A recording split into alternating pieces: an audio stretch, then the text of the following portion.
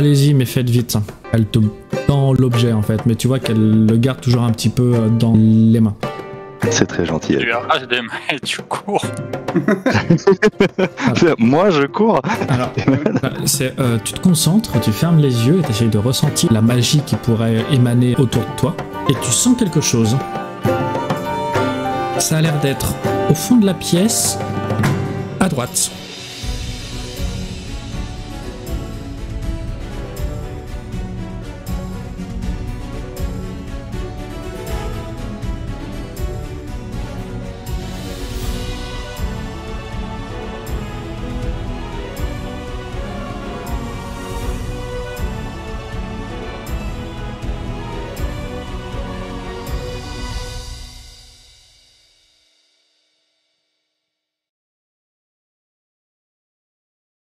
C'est pas la cape qu'elle a montré. Normalement, vous n'êtes pas censé avoir d'infos de localisation quand vous faites détecter. Vous êtes juste censé avoir l'info de est-ce qu'il y a de la magie dans un rayon de 30 pieds autour de vous ou pas. Ah. Donc, voilà, je te fais une petite fleur. Merci beaucoup. Je reprends mon Non, sourire, c'est un sourire un peu pourri. Il y a de la magie? Ouais, il y a de la magie. Ouais, c'est ça. Merci. Dans ce cas, je reprends la conversation avec et écoutez, vous m'avez l'air très aimable et très compétente et j'ai réellement envie de faire commerce avec vous. Mon attention s'est tournée vers un autre objet au fond à droite de la pièce. Est-ce que vous pouvez m'en dire plus à ce sujet? Oui, je vous en prie, mais après, si 20 pièces d'or c'est déjà trop pour vous, est-ce que vous êtes sûr d'avoir envie d'aller regarder les objets au fond de la pièce? Tu vois qu'elle continue, ma foi, après tout, si vous avez de quoi payer, elle te fait signe de la suivre. Ok, je vais la suivre et juste avant, je vais jeter un petit coup d'œil en arrière. Non, même pas un coup d'œil en arrière. Je vais juste envoyer un petit message mental à mes camarades. Si vous entendez du grabuge, courez. Et je vais suivre la fille. Ça commence bien. Donc, moi, je rentre dans la boutique, du coup. Bah écoute, moi je suis un habitué de la guerre. Hein. Je vais pas me laisser emmerder par une commerçante. Elle t'emmène devant un métal, il n'y a pas grand chose dessus. Mais tu remarques 4 lames qui ont toutes une forme assez exotique. Elle te regarde, elle te fait un grand sourire. Elle te dit, ce sont mes meilleures acquisitions. Je les ai obtenues des meilleurs aventuriers qui ont traversé mon échoppe. Vous savez, on pratique aussi le truck, si le truck est de qualité. Ah, qu'est-ce que je peux vous offrir? Est-ce que je peux payer en nature? Non, j'ai appris à faire des choses, je suis pas intéressé. Je pense que vous avez passé la date de péremption depuis bien trop longtemps, mon cher client. Ah, c'est là, on a un capybara qu'on peut échanger. Et une queue de dragon, ça vous intéresse? Grimbold, tu remarques que Mangemo, effectivement, il est arrivé devant l'étal sur lequel tu avais repéré les lames un peu bizarres qui avaient retenu ton attention. J'ai un outil capable de détecter les auras en ma possession. De quoi tu parles? Oui? J'ai jamais entendu parler de ce genre d'engin, dites-moi plus. T'es sûr de ce que tu dis là? Je peux pas vous le céder, mais il détient des informations d'une telle importance que je peux vous promettre qu'elle vous ferait changer d'avis sur le prix de ce que vous me proposez. Je ne vous ai même pas encore parlé de prix. Écoutez, je vous écoute, proposez-moi un prix et je peux vous garantir que mes informations valent votre temps. Pour tout l'étal? Bien sûr. Attends, il y a combien de lames? Il y a 4. Il y a 4 lames. Il y a 4 lames, ouais. Grimbold, t'as combien de mains? J'ai pas d'épée perso. Ah putain, c'est vrai que t'as ton... Attends, dans l'arrière-boutique, je suis seul avec elle. La boutique, c'est une grande pièce, unique en fait, avec plein d'étals à l'intérieur. Ah, merde. Elle a l'air plus ou moins seule à gérer son business. C'est juste que là où vous êtes au fond, en fait, vers le comptoir. Tu sens que c'est là où elle branche les objets de qualité, quoi. En tout cas, c'est ce qu'elle t'a dit. J'ai envoyé un message à Grimbold. Qu'est-ce que t'es prêt à faire pour ces épées? Pour ces lames? Je vais m'adresser à la vendeuse pour lui demander qu'elle nous parle un petit peu de ses lames et de ce qu'elles ont de particulier. Et elle vous sort les 2 lames qui paraissaient un peu bizarres, les rasoirs de 1 mètre. C'est un aventurier qui parlait pas trop notre langue qui est venu, il portait une tenue un petit peu étrange avec des drapeaux et des papiers dessus. Il est arrivé chez nous il y a 1 mois, je dirais. Il avait des tatouages un peu partout. Il désirait se procurer l'une de nos meilleures pièces. Malheureusement, il n'avait pas assez d'argent, donc je lui ai proposé ses lames contre la mienne. Donc j'ai récupéré ces 2 magnifiques pièces. Elle vous montre l'espèce de lame extra fine. Enfin, vous avez les 2 lames en croissant de lune. Celles-ci, je les ai obtenues d'un marin qui a fait escale et qui s'est installé en ville. Il a fait le trajet jusque chez nous parce qu'il souhaitait prendre sa retraite ici et il m'a vendu les 2 épées qu'il avait en sa possession du temps de ses aventures pour pouvoir se faire une vie confortable à Sevenark. Elle te montre 2 lames en forme de croissant de lune. Et quel prix vous faites pour chacune de ces lames? Ça dépend quelle vous intéresserait. Les moins chers, ce serait entre 5 et 10 PO. Par contre, pour ces 2-là, j'en prendrais pas moins de 40. Et elle vous montre l'une des lames en croissant de lune et l'un des 2 rasoirs. Elles sont quand même de bien meilleure facture que les 2 autres. Elle parlait d'échange. Là, je vais plutôt me tourner vers Grimbold. Elle parlait de faire éventuellement du troc si on avait moyen d'échanger quelque chose. En plus de quelques pièces d'or, on pourrait faire baisser le prix. Est-ce qu'on est prêt à laisser quelque chose si c'est vraiment une arme qui t'intéresse? Tu vois du coin de l'œil que la vendeuse commence à lâcher un grand sourire assez discret. Elle te dit, en parlant de troc, j'ai remarqué que votre ami avait une magnifique cimeterre. Oula, on se calme, hein? Je ne fais que soulever le point. C'est vrai qu'elle est magnifique. Araxias, est-ce que ces lames t'intéressent ou est-ce que ça sont trop petites pour toi? MJ, est-ce que c'est possible de savoir si ces lames sont bien meilleures que les nôtres, à quel point ou pas? Tu peux me tenter artisanat. Ok, c'est parti. Hey. La lame en croissant de lune, t'arrives pas à distinguer exactement ce qu'elle a de différent par rapport à l'autre. Pour toi, ce sont les 2 mêmes. Par contre, on a une qui vaut 40 pièces et puis l'autre qui en vaut 5. Soit elle est en train de vous enfler dûment, soit effectivement, il y a peut-être quelque chose, mais t'arrives pas à deviner. Par contre, les 2 lames en rasoir, effectivement, t'arrives à repérer que celle qui vaut 40 pièces, ça a l'air quand même de bien meilleure facture que la première. Elle est aussi plus longue. Elle porte un petit peu les mêmes motifs. C'est comme si ces 2 lames étaient faites pour aller ensemble. Et qu'il y en a une qui serait peut-être plus le couteau de l'autre. Celle qui a l'air beaucoup plus longue, par le passé, à force de discuter avec des gens, à la fois dans le palais de justice dans lequel t'as longtemps bossé, les personnes que t'as croisées, ça te rappelle certaines histoires à propos d'une région qui est totalement à l'est du monde, qui est très reculée et dont vous n'avez que peu d'informations, mais ça t'évoque quand même un nom. Pour toi, ce sont des lames orientales qu'on nommerait katana. Ah oui, d'accord. Et elles sont connues pour leur qualité. Sachant que j'avais détecté des traces de magie dans le coin de la pièce, ça peut valoir le coup de faire un effort sur le... Demande à la vendeuse, si par exemple j'offre ma cimetière, combien vous m'offrez en retour? Votre cimetière? Oh, je pense que je pourrais vous échanger ceci. Et elle te montre le katana. Et elle te dit par contre, l'autre, hors de question. Et le katana moins bien, elle me montre? Ouais, elle te dit, voilà, c'est une lame de très bonne facture, mais par contre, moi je trouve la lame un petit peu trop fine. C'est pour ça que je pense que cette lame peut valoir votre cimetière. Par contre, la lame en lune est de bien trop bonne facture pour être échangée contre. Disons le cimetière et 20 pièces d'or. C'est possible. Braxias. T'as 20 pièces d'or, toi? Au jugé, Braxias, il me fait 15 sur mon jet. C'est le katana qui t'attire là. L'arme en croissant, t'en as vu d'autres. Tu sais ce que ça vaut. Et tu sais que ton cimetière vaut pas ça. Un katana, ça se tient à 2 mains, non? Ouais, ça se tient à 2 mains. On prend le katana que j'échange contre ma cimetière. Je pourrais plus porter mon bouclier. Oui. Et puis surtout, tu vas perdre ta cimetière, ce qui aura peut-être un effet sur le regard des dieux sur toi. Ah, merde. Non, je crois pas que l'arme... Ah oui, non, si, t'as raison.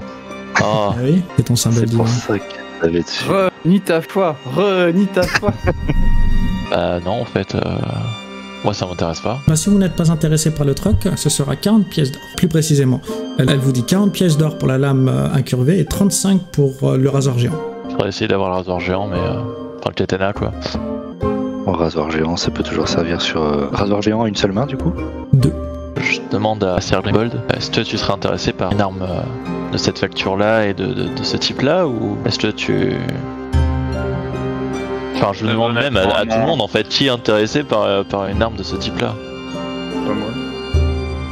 Très honnêtement, Moi, non, je ne me vois pas manier ce type d'arme. Bon bah...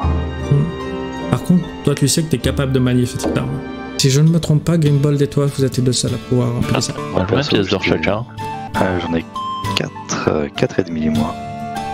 5. Ah, j'ai 4 et 6. Alors, on va pas délapider toute notre or pour une arme. Ouais, non, laisse tomber, on en trouvera des mieux plus loin. Ouais, Tant pis. Merci beaucoup, madame.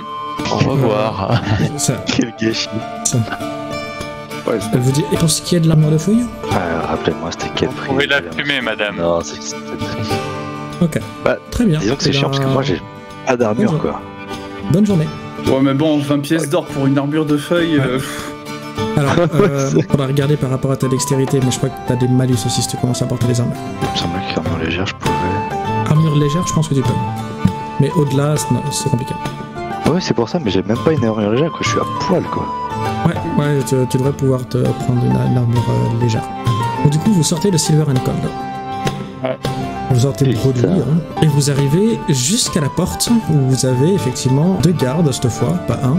Je vous le dis, je suis super frustré en sortant du magasin, je vais buter un mec.